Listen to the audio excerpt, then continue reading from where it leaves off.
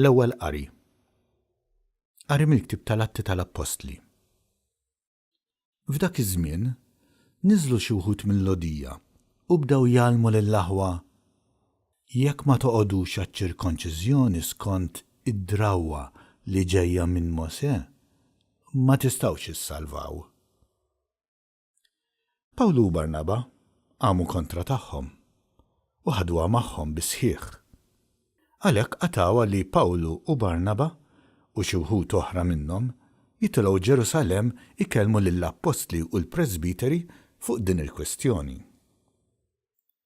Imbagħad l-Apostli u l-Presbiteri flimkien mal-Knisja kollha derilhom li kellhom jażlu lil xi wħud minnhom u jibgħatuhom Antjokja ma' Pawlu u Barnaba.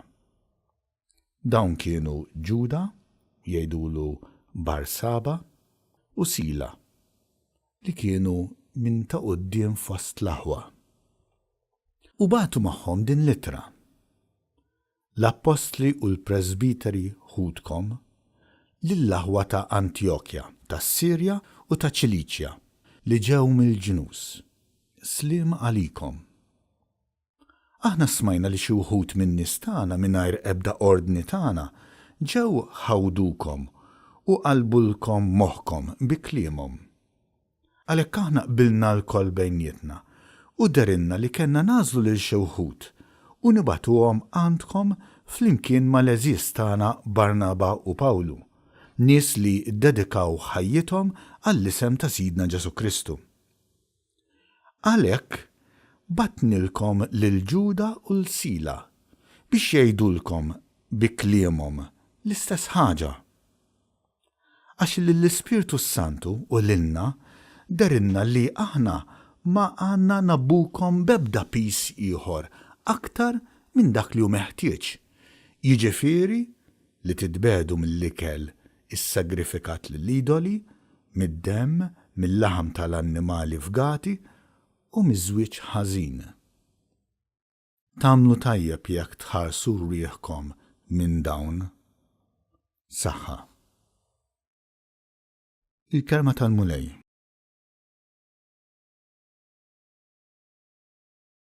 Salm responsorjali. Fost il-ġnus Alla wera s-salvazzjoni tiegħu. Iħenna lina Alla u jberikna. Idawwar għal fuq naddija ta' wiċċu biex jinarfu fuq l-art triqatek fost il-ġnus kollha is-salvazzjoni tiegħek. Fost il-ġnus Alla wera is-salvazzjoni tiegħu.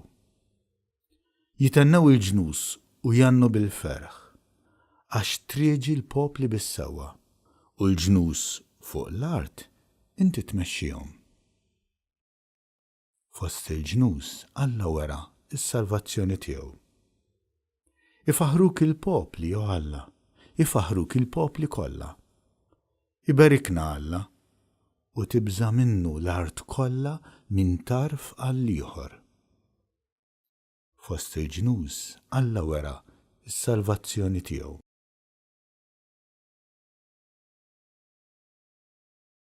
It-tieni qari. Qari mill-Ktieb tal-Apokalissi ta' San Ġwan Apostlu. L-anġlu ħadni fl-ispirtu fuq muntanja kbira u għolja u rien il-belt il-qaddisa Ġerusalemm nieżla mis-sema mingħand Alla bil-glorja ta' Alla fiha tiddi bħal ħaġra mill-aktar prezzjuża bħal ġaspru jleq daqs il-kristall. Għandha ħajt kbir u għoli bit-12 bieb fih u 12 l-anġlu fil-bibien li fuqhom hemm miktuba ismijiet, l-ismijiet ta' 12 tribu ta' wlied Iżrael.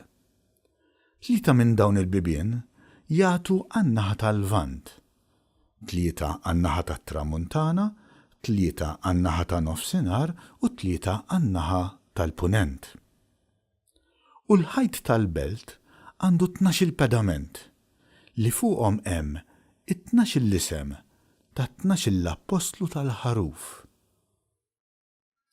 Ebda tempju ma rajt fiha, għax il-mulej u t-tempju tagħha Alla li jista kollox u l-ħaruf. U l-belt ma teħtieġ la xemx u lanqas qamar biex idawluha, għax biex iddawwala għandha l-glorja ta' Alla u l-mużbieħ tagħha il-ħaruf. Il-kelma tal-mulej.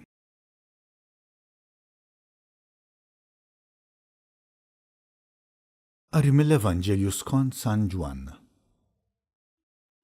U dak iż-żmien Ġesu qal id-dixxipli tiegħu: jekk xi ħadd iħobbni, jħares kelmti u missieri jħobbu, u aħna niġu u nagħmru għandu.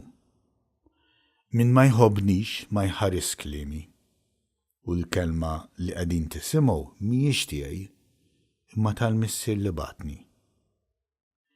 Qedtilkom dan meta għadni magħkom, imma id-difensur l-Ispiritu Santu li l-missier jibat f'ismi jallimkom kollox u jfakkarkom dak kollu li għattilkom.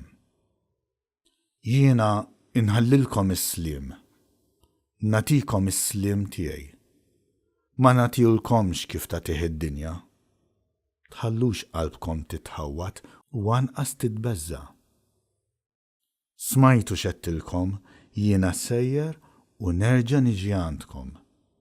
Kieku kontu tħobbuni, kontu tifirħu li sejjer għand il-missier, għax il-missier hu akbar minni. U għedtilkom dan minn issa qabel ma jseħħ, biex meta jseħħ temnu. Il-kelma tal-mulej.